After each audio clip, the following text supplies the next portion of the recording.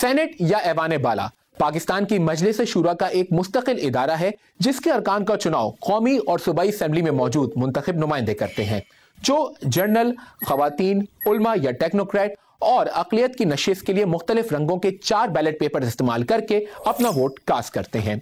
Saint کی نشست کو جیتنے کے لیے ہر امیدوار کو ووٹوں کی ایک خاص تعداد درکار ہوتی ہے، جس کا تعین اسمبلی کے اراکین کی کل تعداد اور انتخابات کے لیے دستیاب نشستوں کو تقسیم کر کے کیا جاتا ہے۔ مثلا پنجاب اسمبلی میں اراکین کی کل تعداد 371 ہے۔ یہاں 7 عام نشستوں کے حصول کے لیے سیاسی جماعتوں کے امیدواروں کو کم از کم 53 ووٹ درکار ہوں گے۔ اسی طرح خواتین، علماء اور ٹیکنوکریٹ کی 2 نشستوں کو جیتنے کے لیے امیدوار کو کم از کم 186 ووٹ چاہیے ہوں گے۔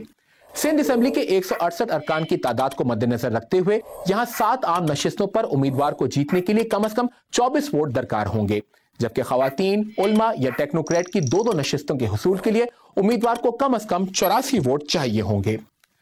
خیبر پختونخوا میں امیدوار کو عام نشست جیتنے کے لیے کم از کم 18 ووٹ، جبکہ خواتین، ٹیکنوکریٹ اور علماء کی نشست کو حاصل کرنے کے لیے 62 ووٹ درکار ہوں گے۔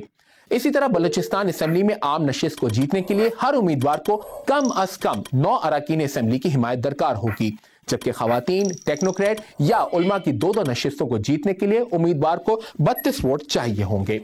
اس کے علاوہ چاروں صوبوں سے سینٹ میں اقلیتوں کی نمائندوں کے لیے مخصوص کی گئی نشستوں کو حاصل کرنے کے لیے امیدوار کو صوبائی اسمبلی کے اکثریتی ارکان کی حمایت درکار ہوگی۔